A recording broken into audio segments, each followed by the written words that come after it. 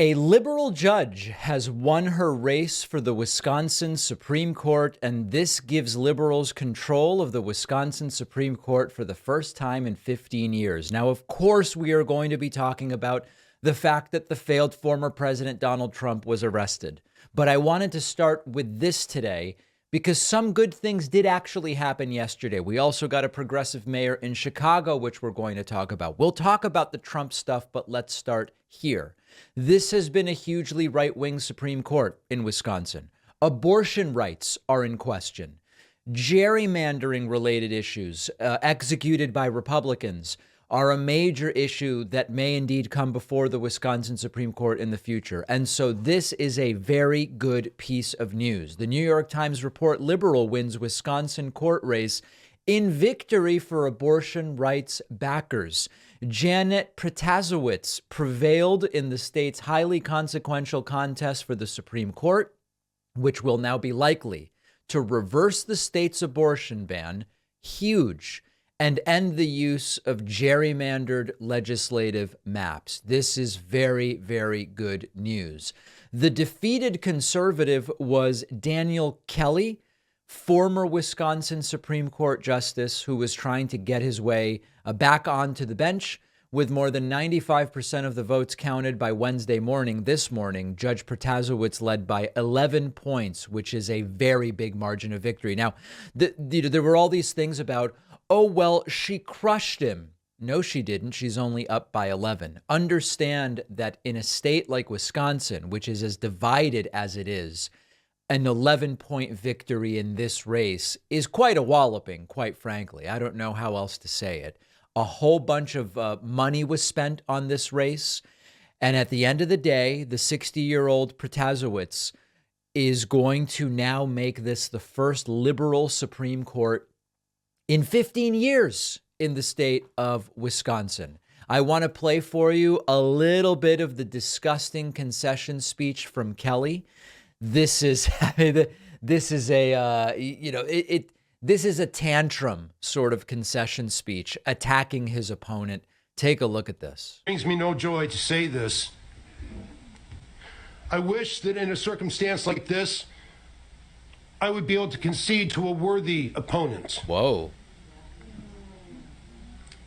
But I do not have a worthy opponent to which I can concede. Wow. This was the most deeply deceitful, dishonorable, despicable campaign I have ever seen run for the courts. Is he talking about himself? It was truly beneath contempt. Anyway, so a very bitter concession speech there from Daniel Kelly. But at the end of the day, we've been talking about this. This is what happens when you exist in a MAGA bubble and you pick candidates based not on what is actually going on in the country, but based on what you think is going on based on your tiny little bubble. And we saw this in Kansas when it came to the abortion vote, and they decided to run an anti-abortion extremist in Wisconsin. And Wisconsin is more progressive than Kansas. Even Kansas voted to defend abortion rights. So it's not crazy to look at these results and say, yeah, that sort of makes sense. You shouldn't have run the anti-abortion nut. Also, 2020 was rigged isn't great. The same guy, Daniel Kelly, advised the state Republican Party in crafting one of those fake elector schemes to try to get Donald Trump the electoral votes from Wisconsin rather than Joe Biden. We saw that. That cost them a lot.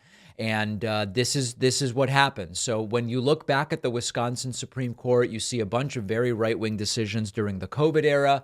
The then right-wing Wisconsin Supreme Court struck down the stay-at-home order from the governor, Tony Evers. Similar orders all over the country. It was just what was being done. They struck that down. In July of 2020, the right-wing Wisconsin Supreme Court blocked a plan to delay the primary because of the pandemic, something that was done in other states. It wasn't really like the biggest deal. And then they struck down a mask mandate as well. And again, most states had these at that point in time. Eventually, they went away. So this is hugely consequential.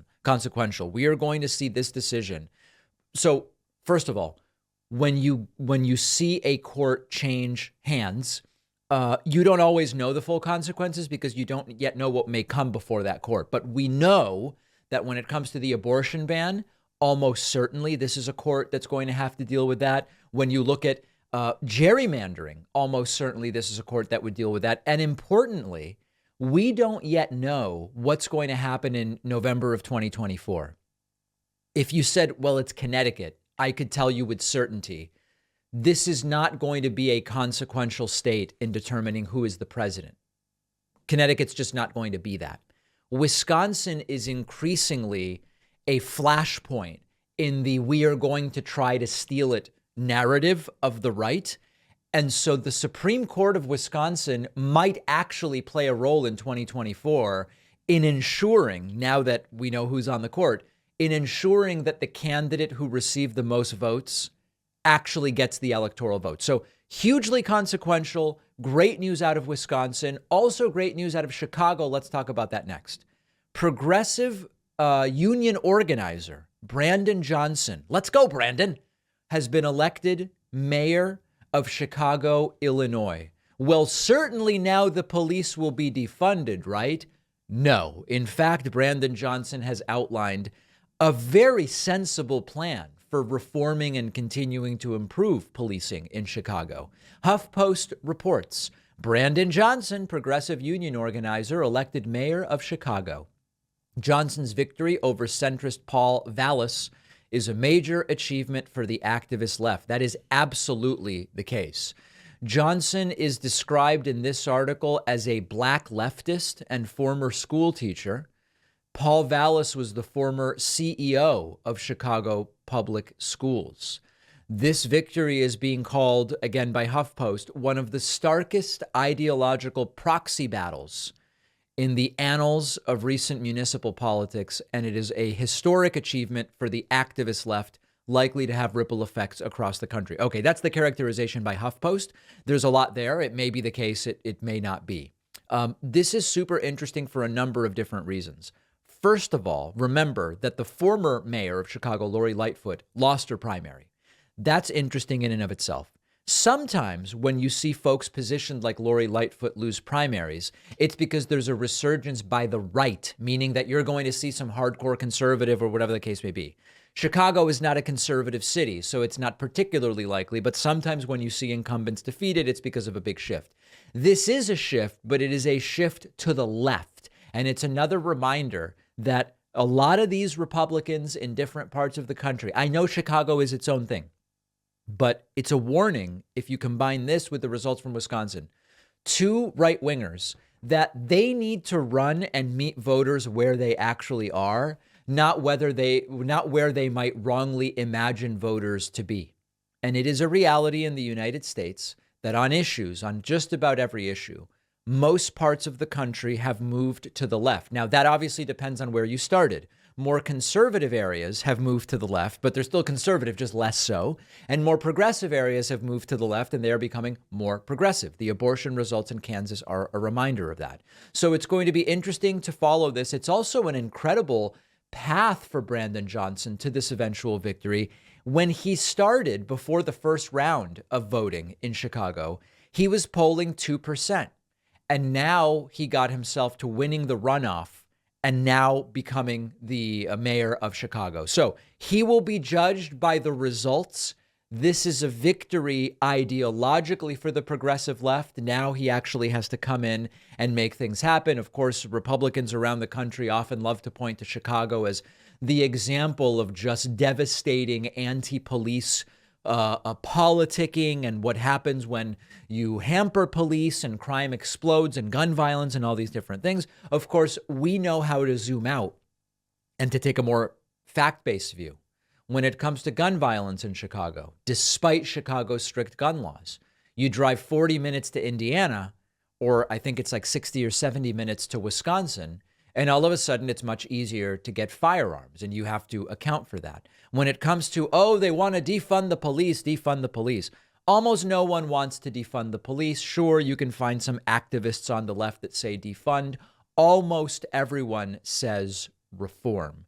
And indeed, Brandon Johnson plans to reform the police. And in some cases, from what I've seen him say, it might require actually adding funding in order to achieve things through new programs that they want to start. So we're going to watch and see, but a big night for the left, a win in Wisconsin, a win in Chicago. And yes, we also saw the failed former president Donald Trump arrested. We will talk about that after the break, now that we've gotten to some of this very, very good news. One of our sponsors today is Bon Charge. I have always enjoyed dry saunas. You get in there, your heart rate is up, dilates the blood vessels, can soothe achy joints and muscles. It's relaxing. It's just a great way to remove a little stress. Bon Charge is the creator of the infrared sauna blanket, which you can enjoy from home. Super easy to set up. Heats up fast. You don't have to have your head inside like at a traditional sauna at the gym. Nice for meditating or reading, getting work done, relaxing.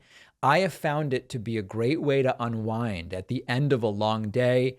Easy to clean, sleek, lightweight design, easy to store, and comes with a 12-month warranty. And of course, if you don't love it, returns are super easy. But I think you will love it. Go to boncharge.com/Pacman and use the code Pacman15 for 15% off. The link is down below. The David Pakman Show is an audience-supported program. We primarily depend on you to fund our program if you appreciate what we do, or even if you don't like it but think it's worthwhile to have it. You can sign up at joinpacman.com. You can use the coupon code INDICTED, or you can use the coupon code INDICATED, the way Donald Trump wrongly spelled indicted in that Troth Central post the other day. You'll get instant access to the bonus show, commercial-free audio and video feeds of the show, and you'll get the entire program every day, hours before it is released publicly on all of our different platforms. Sign up at joinpacman.com, coupon code INDICTED, or indicated, your choice. The former president of the United States, Donald Trump, was arrested and perp-walked yesterday in New York City police custody with no handcuffs and reportedly no mugshot, and pleaded not guilty. What a Freudian slip. Pleaded not guilty to 34 different felonies. We will talk about the alleged crimes. We will talk about the potential penalties. We will go to the attorney post-arrest press conference, Trump's Mar-a-Lago speech. We're going to cover everything. But it's important to sit back for a moment and understand it was almost surreal yesterday as we did many hours of live streams covering all of this. The former president arrested, and it may only be the first of many arrests. Reports starting to swirl about a possible second arrest in Georgia later this month. We still have questions about the federal case, but let's not get to that yet. Donald Trump on his way to the courthouse posting on Truth Social, quote, heading to Lower Manhattan, the courthouse. Seems so surreal. Wow, they are going to arrest me. Can't believe this is happening in America. MAGA. And listen, I agree. It was surreal to so many of us who were watching. Nearly 500,000 of you stopped by the live stream where we covered Trump's path down to the courthouse in Lower Manhattan and eventual booking and the entire thing. It truly was surreal. We have video here of Donald Trump's motorcade arriving at the courthouse, Trump getting out and sort of lumbering, waving at one point to the dozens of supporters that showed up, and then lumbering, surrounded by Secret Service, into the courthouse. There was this very unusual situation where there was a ring of Secret Service around Trump and also NYPD and, of course, New York courthouse court officers kind of managing the situation as they often do. We then were able to see video from the 15th floor of Donald Trump entering the actual courtroom. Maybe the first time in decades that Donald Trump actually had to hold the door for himself. And here you see all of these different rings of security. Let's take a look at this video. There is Trump entering, looking dejected, quite frankly. President Trump, will you come speak to us? President Trump? And very briefly there, as you see, going into the courtroom, these were very, very brief moments. Trump then spending about an hour in the arraignment, which is very unusual. Legal experts weighing in that these arraignments, even when there are 34 counts like this, usually there is a waiving of the full reading of all of these counts. This took nearly an hour, and that is not typical for such an arraignment. And we still don't know exactly what took so long. We do know that the judge did admonish everyone that he wants, I'm sort of paraphrasing here, but that the judge would like there not to be public commentary that turns up the heat on this entire thing. That didn't last very long, that I can assure you. And then about an hour later, video. So let's see, the video going in was 2:28 p.m. The video coming out was 3:24 p.m. So almost a full hour to the minute. Here is Donald Trump leaving the courtroom. And again, a very, very brief sighting of Trump. They're about to come out of the courtroom. Let's listen into the hall. Will you please answer questions? How did you plead, President Trump? How did you plead? Okay.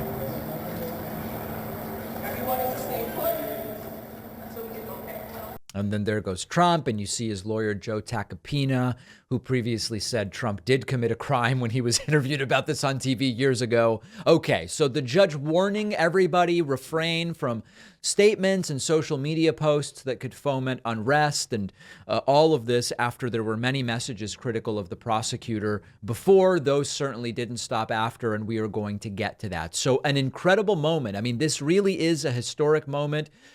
It is unusual, it is unique, it is different. And then now the focus starts to become what is actually going to happen with these cases? What are we actually going to see happen? What are the charges and what is the maximum possible sentence? Let's talk about that next.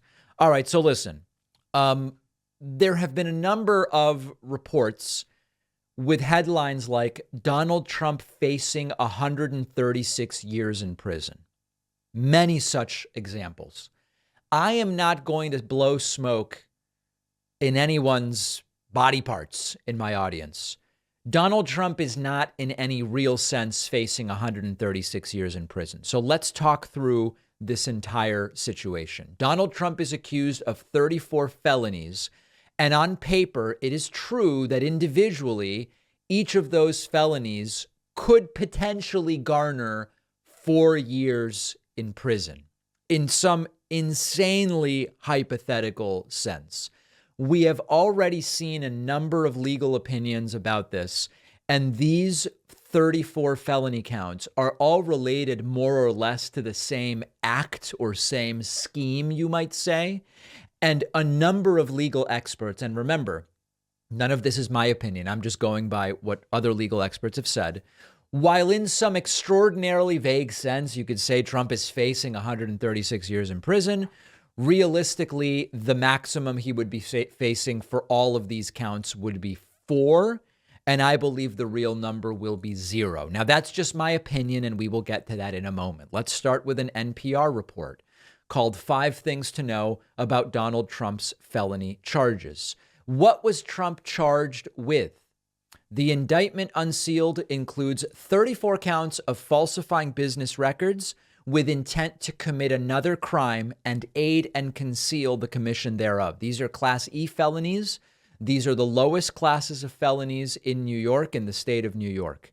Each check processed by the Trump Organization, disguised as a monthly payment for legal services under a retainer agreement, is a count. What do we know about the catch and kill scheme? This entire scheme is based on the idea that Donald Trump wanted to catch and kill by paying stories that would be negative to his reputation. This involved a company called American Media Inc. They published the National Enquirer. And we've talked about different instances of this. There's this first instance involving a doorman at Trump Tower. The doorman claimed to have a story about Trump fathering a child outside of marriage. That was the first story. The second story involved Karen McDougal, a former Playboy Playmate who said she had an affair with Trump while Trump was married. AMI and their CEO, David Pecker, were involved with Donald Trump and Michael Cohen in a scheme to pay for her silence for $150,000. And the third of three incidents, maybe the most well-known, is the $130,000 payment to adult film actress Stormy Daniels to suppress her allegations of an affair. Trump has denied all three of these stories. The article, which we will link to in the YouTube description for this clip, talks about what prosecutors need to prove, how Trump is reacting, and what happens next. This is maybe the critical question. The Judge Merchan set the next court date as December 4th. So already there will be 8 months until the next court date. Trump's lawyers are asking for more time, which could already push this into January or even spring of 2024. Now, there's two sides to the delay tactic. On the one hand, all attorneys in criminal circumstances will often say, you want to delay as much as you can. The more you delay, the more you are potentially benefiting yourself as the defendant for a number of different reasons. Witnesses could forget, or they could die, or they could refuse to be involved, or whatever. The longer you wait, the weaker the case might become for the prosecution due to things that happen with witnesses. Evidence could be lost, misplaced, tainted, whatever the case may be. Now, there's always a rebuttal to all of these. Well, doesn't matter if the witnesses forget because they've been deposed and all you have to do is put up the deposition. Or evidence in this particular case is not going to degrade the way it would in certain types of violent crimes. Okay, fine. But these are generally the reasons why attorneys say it's often good to delay. Prosecutorial priorities could shift. There could be a change in the political orientation of a prosecutor's office, and you might end up seeing cases dropped or whatever the case may be. So as a general rule, you often will hear defense attorneys say you want to delay as much as possible. Delay years if you can. The counterpoint in this particular case is that, from what I've read, Trump will be required to appear in New York for each stage of this. And you could end up in a situation where this trial, or these proceedings, let's say, because it may not go to trial, could start to interfere in the day-to-day of Trump trying to campaign for president.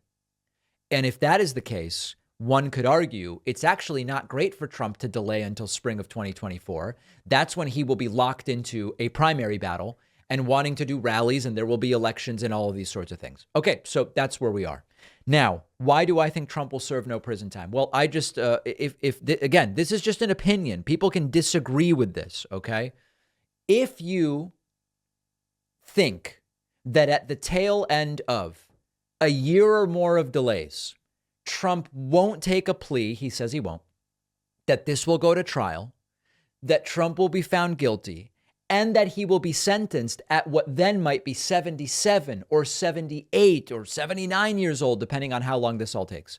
If you think he's going to be sentenced to prison then, I think all of that is unlikely. But even if he were, I believe that he will be allowed to serve whatever sentence there is in home confinement.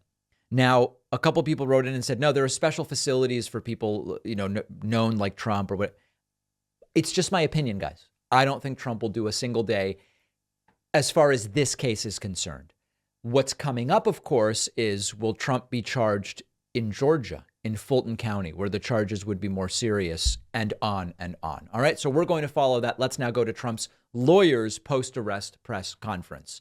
Right after Trump was arrested, Trump got directly into a vehicle and went straight to the airport and flew back to Florida.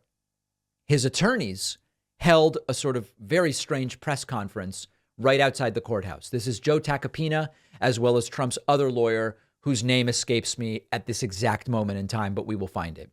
It didn't go very well.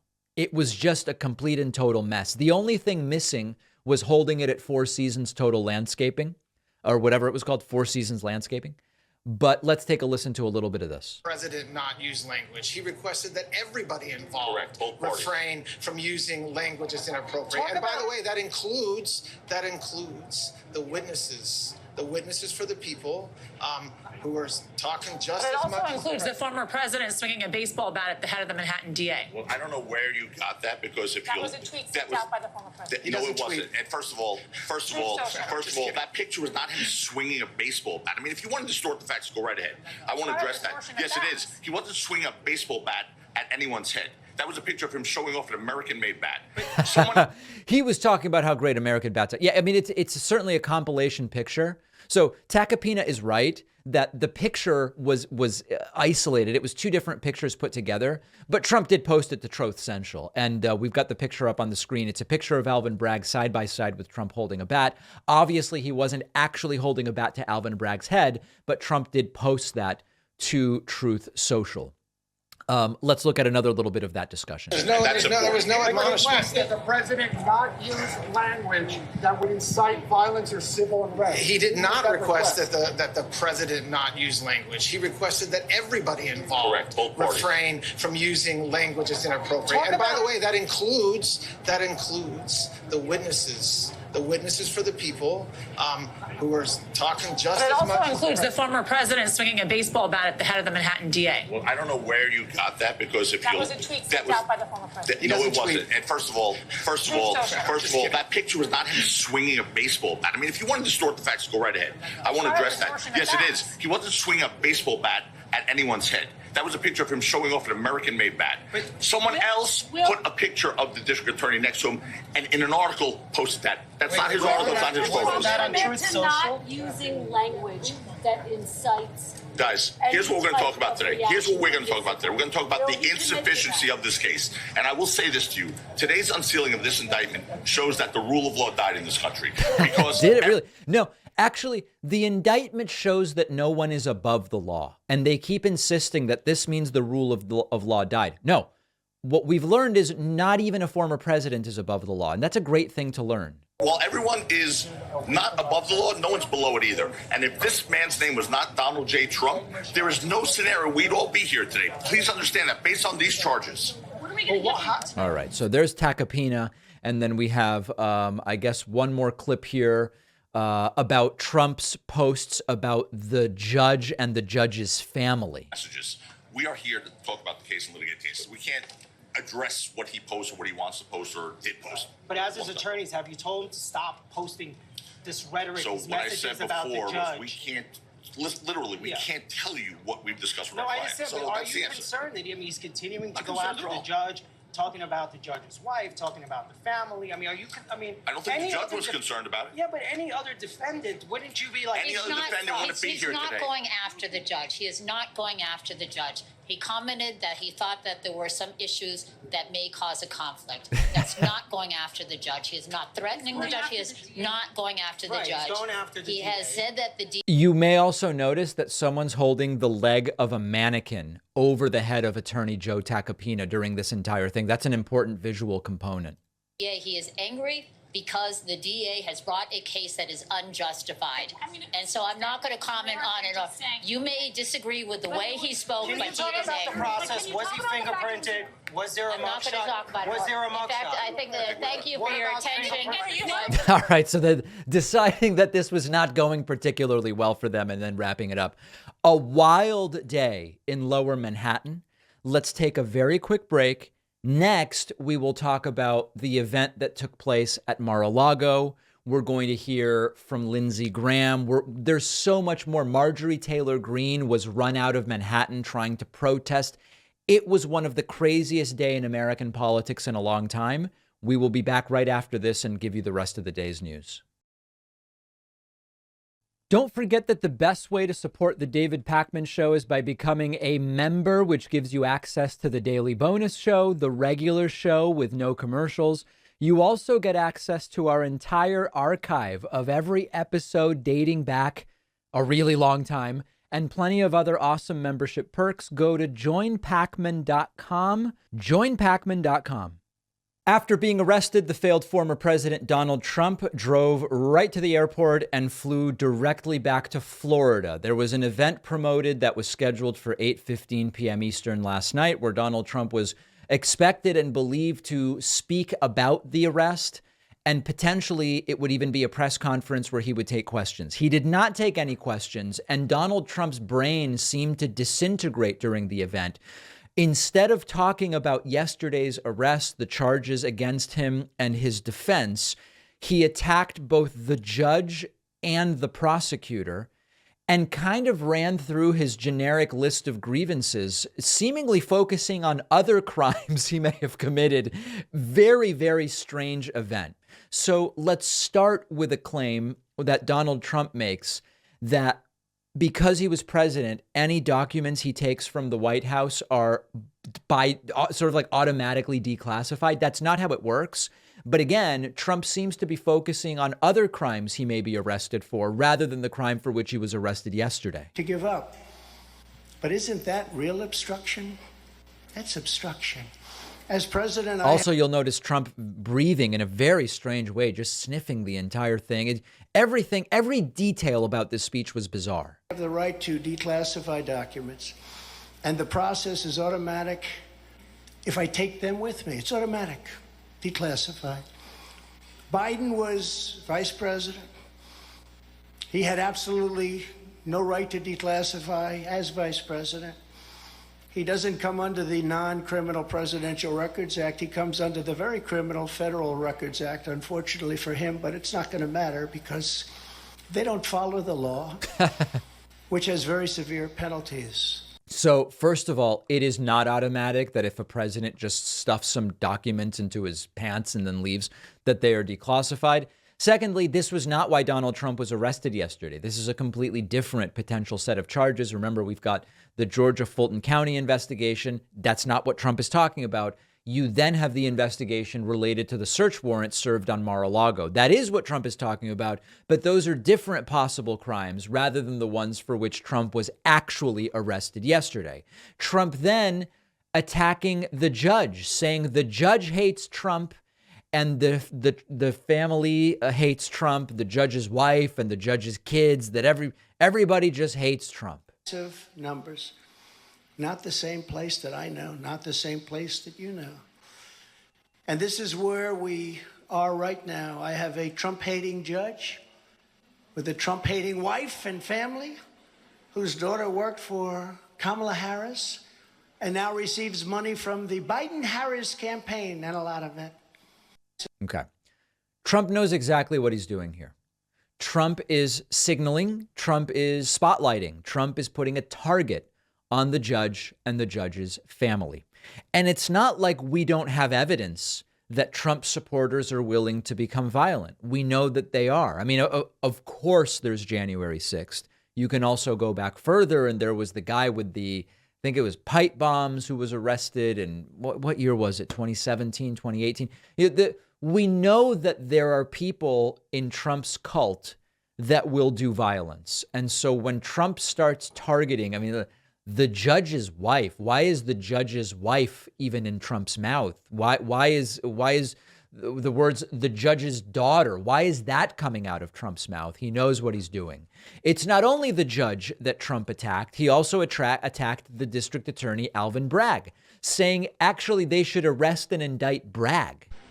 The criminal is the district attorney because he illegally leaked massive amounts of grand jury information, for which he should be prosecuted. Yeah. Or at a minimum, he should resign. There you go.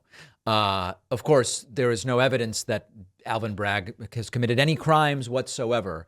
And as we've talked about before, it's law and order until law and order is no longer convenient. And then it's just like indict my political enemies. No big deal. Not a problem.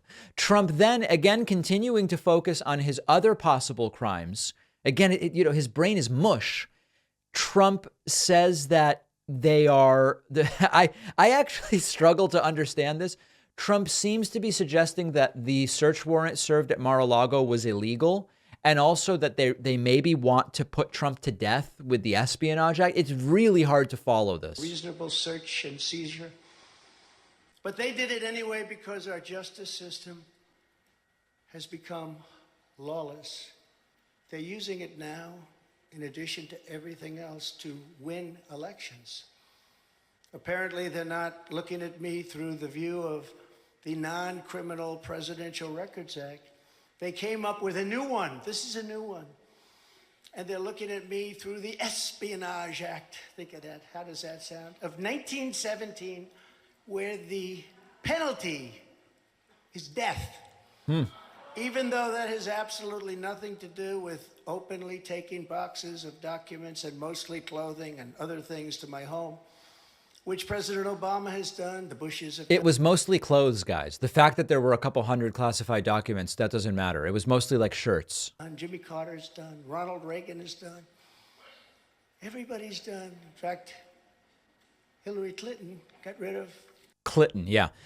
So anyway, I guess he's saying the search warrant was illegal and that they are considering, I guess, or want to give him the death penalty, which is pretty wacky stuff.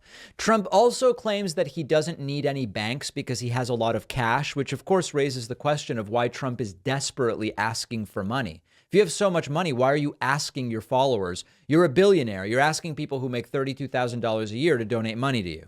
But they didn't lose a dollar with us during this period of time.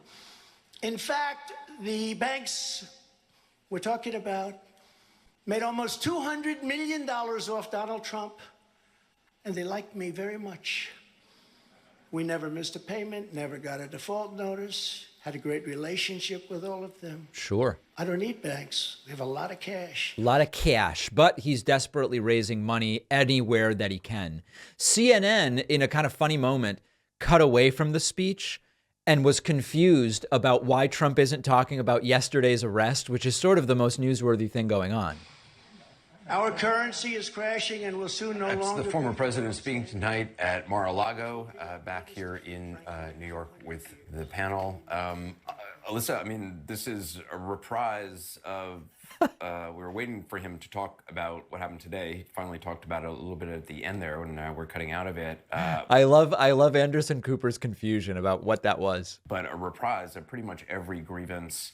If you were a Republican who cares about the Republican Party and the future of the Republican Party, and you are watching this tonight, realizing this man now may be more powerful in the Republican Party than he was yesterday, or at least a little bit more. So anyway, CNN bravely cutting away, but only about 90 seconds before the speech ended. And then lastly, here is Trump just abruptly wrapping up the speech and walking off.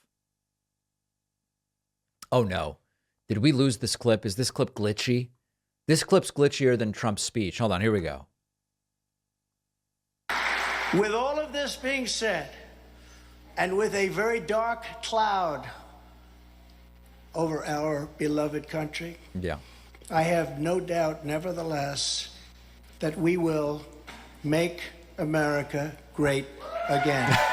Thank you very much. And God bless you, and God bless America. Thank you very much, everybody. Thank you. Isn't that great? He spends 30 minutes attacking everyone and talking about how the country is just horrible. And he wraps up by saying, despite all of the horrible things I've spent the last 30 minutes talking about and all the possible crimes I just admitted to, things are going to be just great. I'm running, and vote for me, and we're going to make America great again. So Trump's brain mayonnaise, or maybe a bechamel. I don't know what it is, but certainly something is a little bit soft up there.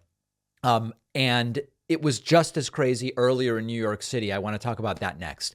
Marjorie Taylor Greene, the radical Republican congresswoman, famously went into New York City yesterday with a protest. The protest was going to be at noon in support of Trump. Then it was moved up to 10:30 a.m. It was obviously not going to go very well. And I'm going to show you a couple of clips of this. But Marjorie Taylor Greene ended up having to flee her own protest as hecklers completely shut the entire thing down. Here is Marjorie Taylor Greene with a megaphone trying to speak to the crowd. And yet there are so many people with whistles that you can't hear a damn word she's saying. It's delightful. And remember, guys, this is speech. This is everyone's speech. She has a megaphone and people have whistles, and it's speech versus speech. To the Mayor Adam, as you can see, I'm sitting here peacefully protesting, but you called me out by name. While you allow crime in your streets and you send your down here to commit assault against people. By the way, there appear to be more members of the media there than actual people protesting in support of Trump. Loud noises, assault against police officers who are doing their jobs, trying to keep things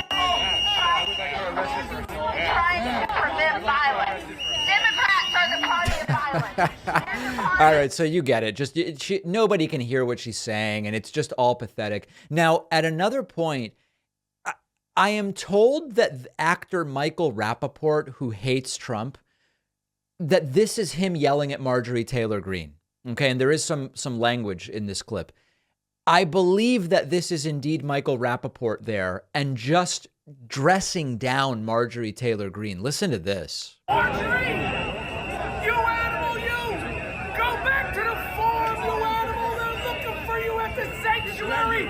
You filthy animal! You QAnon lunatic!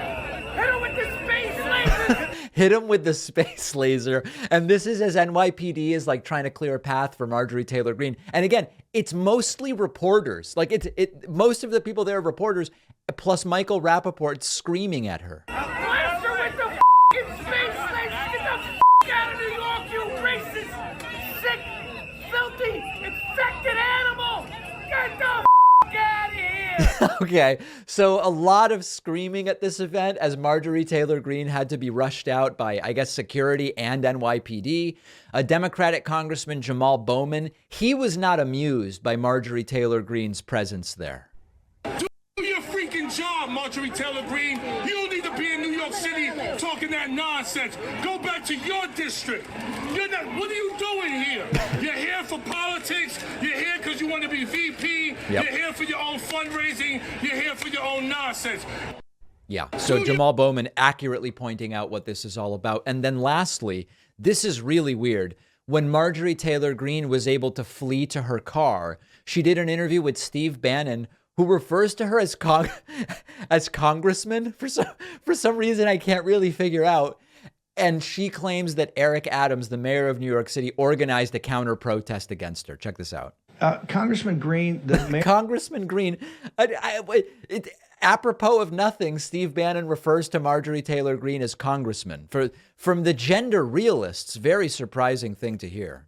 Congressman Greene, the mayor of New York, Eric Adams, specifically singled you out as a hooligan that's going to cause a problem and that you're dangerous and that you got to back off and go home. Your thoughts, ma'am? He didn't just single me out, Steve. He threatened me. Right. He called me by name and threatened me. The mayor of New York City, I believe, is a thug. Right. And he sent his people here today. They had an organized text alert that went out calling what I would say Antifa to bring their whistles, pots and pans, all kinds of instruments to make. They brought pots and pans and they almost started making a souffle. All kinds of noise to drown me out and drown others here today that are protesting and here supporting President Trump. The mayor of New York City, Mayor Adams, owes me an apology. Right. I'm an elected member of Congress. I represent hundreds of thousands of people from Northwest Georgia, but I also represent Americans all over the country that support. Anyway, you know, the really funny thing was the guy handing out the whistles was actually reported to be a Trump supporter. So like the idea that it was the left that organized the whistle protest, I guess a Trump supporter thought that by handing out whistles, they would be able to drown out the anti-Trump protesters across the street. But all it actually did was drown out Marjorie Taylor Greene. And I'm sure some anti-Trump people gladly accepted whistles as well. So complete and total chaos on the streets of New York City. And I agree with Jamal Bowman. Why is Marjorie Taylor Greene even there? She has nothing to do with New York City. She says New York City is a terrible place. She says that, you know, we've got all this crime in New York City and so on and so forth. Why bother Marjorie? Just stay home or go somewhere else or go to Mar-a-Lago, where she did ultimately end up later yesterday evening. So that was the big protest organized by Marjorie Taylor Greene. We'll take a quick break and be back with so much more. If you value what we do at The David Pakman Show, remember to support us on Patreon. Go to patreon.com/David Pakman Show, where you can get access to behind-the-scenes videos, the daily bonus show, the commercial-free daily show, as well as special discounts on merch, including hats, hoodies, mugs, and t-shirts. You can support the show for as little as $2 a month. Check it out at patreon.com/David Pakman Show. All right, let's talk about a couple of other little side stories that are taking place here. One of the interesting kind of contrasts or conflicts that has arisen over the last few days is the contradiction between anger that Donald Trump has been arrested and the claim that this is really great for Trump. Well, if it's great for Trump, then wouldn't someone be happy about it? But yet all of the MAGAs are furious and they say this is the biggest and most unjust miscarriage of the justice system. Yeah. If it's great for Trump, then you'd think someone would be happy about it. So this reached a sort of fever pitch yesterday, and I'll just give you one example, although there are many. Newsmax anchor Greg Kelly said that while under arrest in police custody, Trump looks even more presidential, if you can imagine it. You know, sit up there visiting with NATO, or on during a state dinner with the prime minister of Japan. No. You are at your most presidential while under arrest in a ratty New York City courtroom. Here is Greg Kelly. Listen to him say it. President Donald Trump, this was technically in police custody today. Yeah. Going from processing into the arraignment. And somehow he looks even more presidential. The brown nosing is giving me cringe, Greg. I'm sorry. Serious. I mean, we're talking eye of the tiger. This is why so many people are drawn to him. He fights. And by the way, this is all nonsense. Right. I've seen the indictment, and it's a joke. It's even sillier than we thought.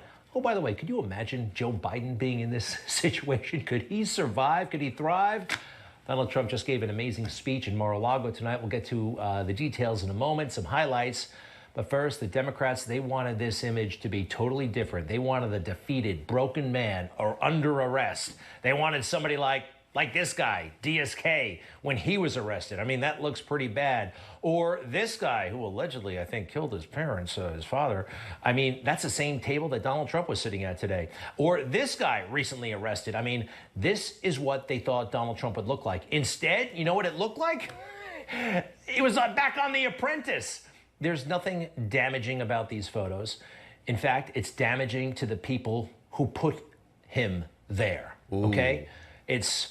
They will be exposed. In fact, they already are exposed. Right. So listen, here's the bottom line. There can be truths that seemingly conflict with each other but don't. So for example, I believe it is true that Trump's arrest helps Trump in the Republican primary, and it helps him in two ways. I do believe that there are Republicans who have been kind of disaffected by Trump, who maybe were planning to support someone else or not vote at all in the primary. And some of them will indeed be activated by Donald Trump's arrest because they've been convinced it's unfair or whatever the case may be. So that will help Trump in the primary. The other way it will help Trump in the primary is who on earth has mentioned Ron DeSantis in the last week? Ron DeSantis' name, which was very much front and center in the news, is essentially gone. So good for Trump as far as the primary is concerned. If Trump wins the primary, this does not seem to be good for Trump. And in particular, if there is another indictment, this is the exact type of chaos that surrounds Trump that doesn't get him a single new vote in the general election. And remember, Trump lost by like 8 million votes in 2020.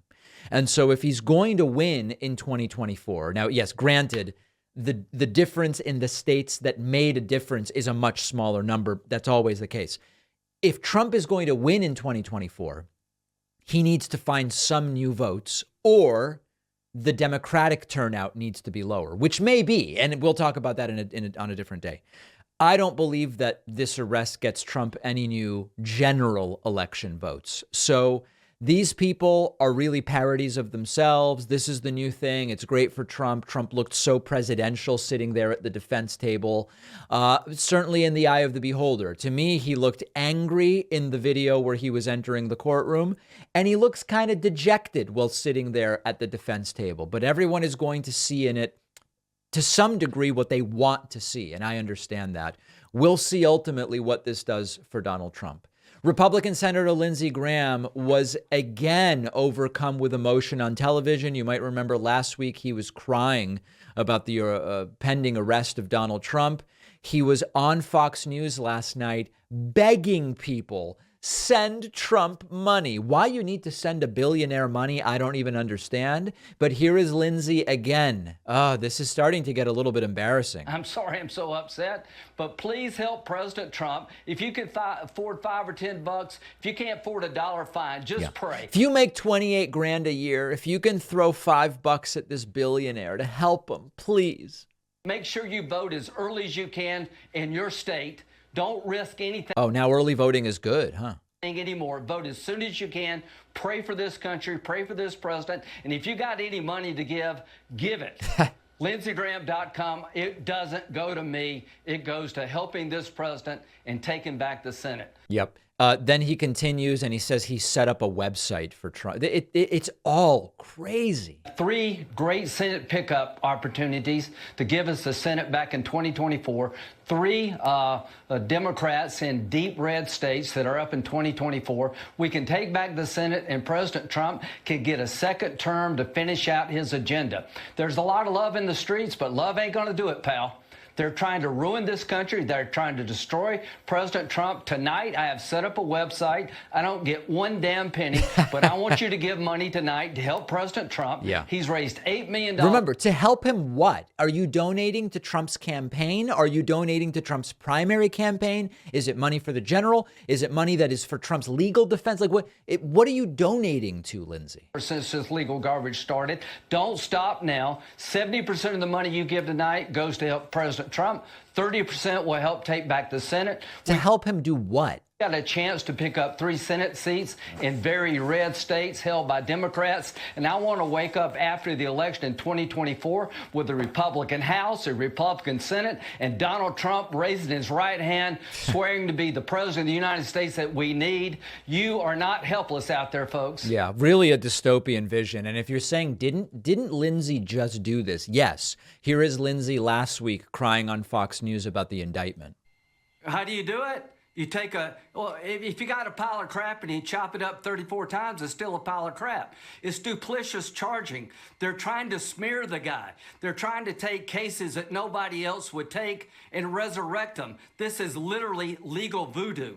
Yeah. So the grift is fully back, and Lindsey is trying to take charge of it. So there are, of course, so many questions here. First of all, if Trump's a billionaire, why does he constantly need money for everything? He needs money because of DeSantis, and he needs money because of Joe Biden, and he needs money because of Alvin Bragg. And what's the money for? Is it for the campaign, legal defense fund? In this case, Lindsey is saying for every dollar you give through Lindsey's website, Trump gets 70 cents, and then 30 cents go to some kind of general pool for Senate re-election campaigns or something like that. This is Lindsey trying to get credit for bringing money in, fundamentally. And as usual, Trump likes his followers to the extent that they're useful. And he went to them and grifted them after the 2020 election saying, oh, we're going to file all these lawsuits and forensic audits and recounts. And it all went nowhere. But he grifted people who statistically don't really have the money to be giving money to Trump for this nonsense. He grifted them to the tune of millions, tens of millions, I believe it was. And now they're trying to do it again. So my thought is save your money. Save your money. Maybe put it in a savings account. Maybe get an index fund account going. Maybe put it in a 529 if there's a kid who at some point might need an education. Don't give the money to Trump. It just doesn't seem like the most useful use of funds. And this is me advising people who don't like me, but I don't want to see you grifted. All right. We have a voicemail number. That number is 2192-DAVID-P. One of the things we've heard for a long time now is that if they can arrest Trump, it could happen to you. Here's a version of that via voicemail that's kind of tongue in cheek.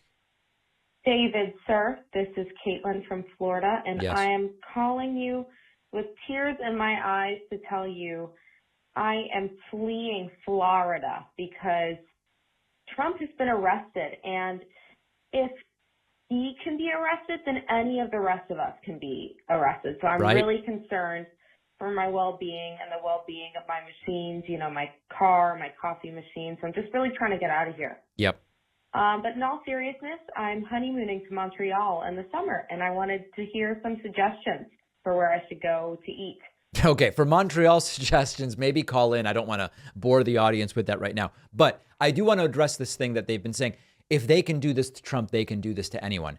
They do it to anyone all the time. We know that they can do it to anyone. It's not like up until yesterday, we thought, wow, once they cross the Rubicon of arresting a president, then they might arrest just random anybody's. No, we knew that. In fact, the problem all along was there is this belief that there is a two-tier justice system, and I believe that that is accurate. It's not Republicans and Democrats. It's the wealthy and everybody else. And even yesterday, Donald Trump was able to negotiate no handcuffs, no mugshot, it's private entrance, all these different things.